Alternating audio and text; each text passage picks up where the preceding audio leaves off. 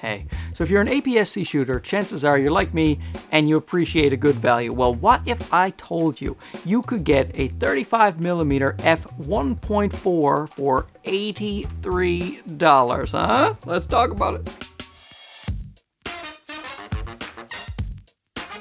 So TTArtisan was kind enough to send over this lens for you guys. I'm impressed with the packaging, certainly. It feels very premium. And the lens, my goodness, this little fella, he's got some heft to him, right? He's actually not very heavy. He's 180 grams, but because he's so small. But he's all metal. Oh my God. And the nice clicky aperture ring and the nice smooth focus. And you're going to need that smooth focus. I'll talk about that in a bit. And he fits my little ZV-E10 so well because it's so little and light, just like my little Dougie over there. Now, the thing about this lens, it is a fully manual lens. So although it will give you excellent image quality and an extremely good bokeh, you are going to have to manually focus with it, which means on the Sony camera, you have to enable the menu setting, release without lens. That way you can use a fully manual lens on the camera. And why am I still talking about the camera? You came here to see the image quality. So let's put them up there. Now, this is what $83 can get you. I'm stopped all the way down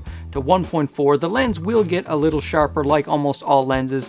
It will get sharper when you stop it down a little bit to, 2, 2.8, even up to 4. F4 will be very, very sharp, but this lens is great wide open, and I wanted to show you it wide open because, you're buying a 1.4 lens for $83. Of course, this is a 35mm lens, so in full frame equivalent field of view, that is a 52.5mm. So for my little studio, that won't work so well. I have the camera backed way up here. The camera is about 10, 12 feet from me probably, and normally I keep the camera almost at arm's length. I use more of a 24mm lens for that. But if you do have the space, this thing could be a steal of a deal. Now, you do have to manually focus, so I put my peaking on high, and then I set up this. I just dangled this thing here, and I let the little bullseye go in focus, and then I sat down, and I'm good to go. And I know that the focus won't move. I actually like setting manual focus when I'm doing a stationary thing, like an interview or something like that. Because if I wave my hands around like this, I know the focus is not going to hunt and go, oh, should I go on his hands or not? So this is actually what I do. I often shoot my interviews with Panasonic cameras, and I always use manual focus for that. So if I were to take my little ZV-E10 out on an interview, and I knew that I was going to have about a 50mm focal range, I wouldn't mind taking this at all, especially in a low light situation, because I have an f1.4 here, and I just manually focus that, have the guy just sit here, or girl, or amoeba, who knows what I'm interviewing. Horse? Could be a horse. And I get the horse to stand still, and you still have some room. I mean, people are a little bit too worried about manually focusing. If you were on a full frame camera and you had a 0.85, that would be difficult, because then your eyelash is in focus and then you move and then it's gone.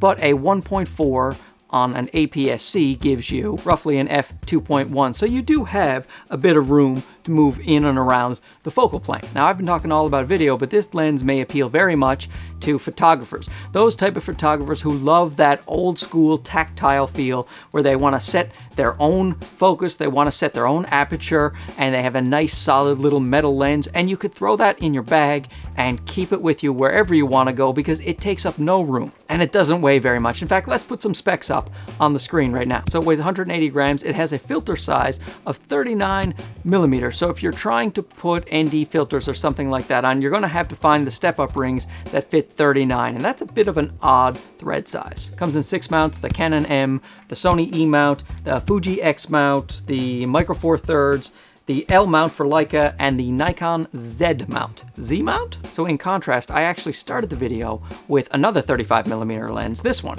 the Sony f1.8 35mm prime, and this thing is for my full frame camera, the A7 III. So the 1.8 is going to be a bit slower on my APS-C camera than the 1.4, obviously, and this thing costs $750.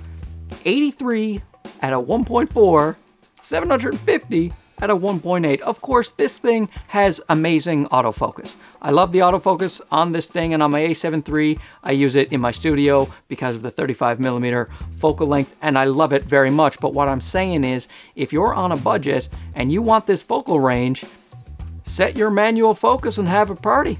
Party like me. Sit in your basement, drinking apple juice, making YouTube videos. Oh, and I should tell you as well, for the aps-c, they don't just have the 35mm, they have the 17mm F1.4, the 50mm F1.2, and the 7.5 F2 fisheye. And they are all extremely good values, and I'll leave links below. You guys can check them out if you want. Thanks for watching, and thanks to TTArtisan for sending out the little lens. He's a little beauty. Don't forget to like, subscribe, comment, all that jazz. We'll see you again soon. Okay, bye-bye.